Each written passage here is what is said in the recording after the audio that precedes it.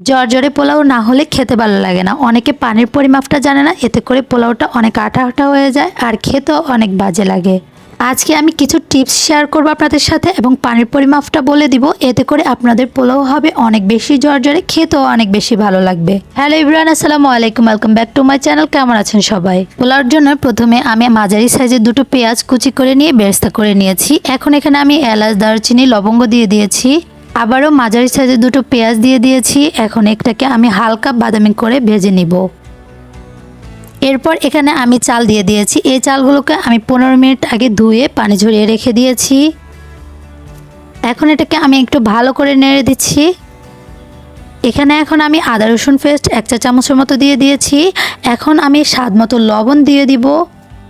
আর কিছুক্ষণ পর পর নেড়ে দিব যেন লেগে না যায়। লেগে গেলে পোলাওর কালারটা চেঞ্জ হয়ে যাবে এবং কি খেতে ভালো লাগবে না।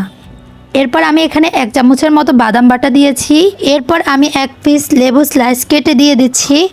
এতে করে পোলাওটা একটু জর্জরে হবে। আমি 3টে কাঁচামরিচ দিয়েছি।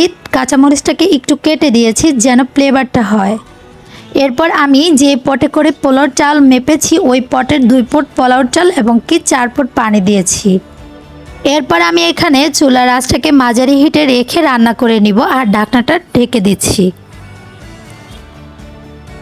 এরপর আমি ঢাকনাটা খুলে দেখব যে পানিটা শুকিয়ে এসেছে কিনা। এই যে পানিটা এমন হয়েছে। এখন আমি চুলার আঁচটাকে একদম লো হিটে রেখে দিব আর একটু ভালো করে নেড়ে দিব। নেড়ে দিয়ে একদম চুলার আঁচটাকে লো হিটে রেখে ঢাকনা দিয়ে এটাকে সিদ্ধ করে নিব।